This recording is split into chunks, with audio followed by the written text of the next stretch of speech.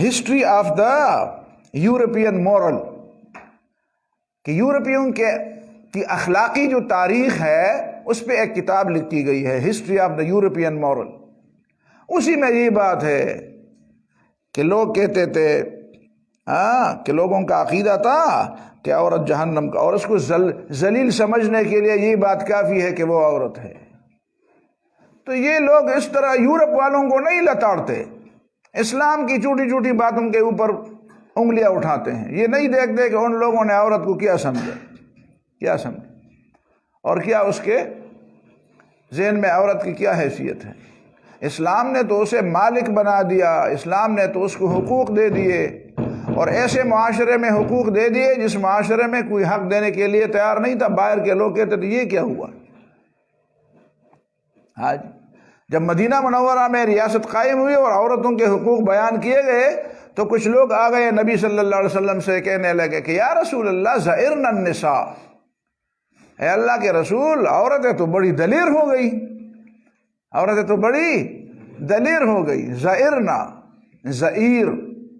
زئیر al Assad, دھاڑتی ہیں جس طرح شیر دھاڑتے ہیں۔ کہتے ہیں کہ اچھا ہمیں تو اسلام۔ ایک باپ نے اپنے بیٹی کا نکاح کیا تھا اپنے بھتیجے سے، بیٹی تو بیٹی کو پسند نہیں تھا۔ بیٹی آ گئی نبی صلی اللہ علیہ وسلم کے پاس، اے اللہ کے رسول میرے باپ نے میرا نکاح کیا ہے میرے چچا زاد سے، میں اسے پسند نہیں کرتا۔ نبی صلی اللہ علیہ وسلم نے اس کے باپ کو بلایا اور کہا یہ نکاح ختم کر دو، توڑ دو، جب اس کی مرضی نہیں ہے تو توڑ دو۔ صرف عورت کی بات پر بھی بات نہیں بنے گی، صرف والدین کی بات پر دو۔ کچھ لوگ یہ کہتے ہیں بس صرف عورت کی مرضی ہے۔ ایک دفعہ مجھ سے کسی نے پوچھا کہ یہ ماں باپ کی مرضی کیوں ضروری ہے؟ میں نے کہا اگر ماں باپ کی مرضی کے بغیر تم نکاح کر لو اور خاوند وہیں سے ایک دو لاتے مارے اور تپڑ مارے تو شکوہ کس سے کرو گے؟ تم خود اپنے ہاتھ سے اپنے سہارے کو توڑتے ہو۔ سمجھ میں نہیں آتی بات۔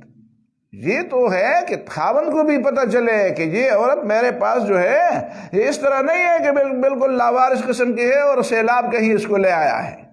سیلاب نہیں لایا ہے، کوئی ندی نالے میں بہہ کر نہیں آئی ہے۔ اس کا خاندان ہے، اس کے والدین ہیں، اس کے بہن بھائی ہیں۔ کوئی ظلم میں کروں گا، کوئی غلطی کروں گا تو مجھ سے پوچھیں گے۔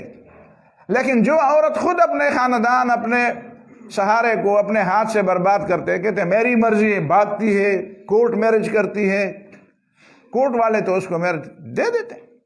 شریعت میں طریقہ یہ ہے کہ نہیں، ماں باپ بھی راضی ہوں اور بیٹی بھی راضی ہو۔ ایک راضی نہ ہو تو پھر مسئلہ خراب ہوگا۔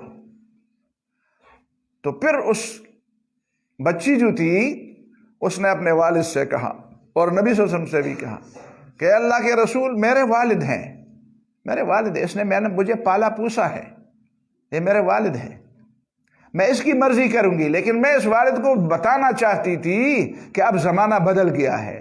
بڑی زبردست بات کہ اب اسلام آ گیا، وہ جاہلیت کا زمانہ ختم ہو گیا۔ میں صرف اپنے زمانہ اب بدل گیا ہے، وہ ذہن تمہیں تبدیل کرنا ہوگا۔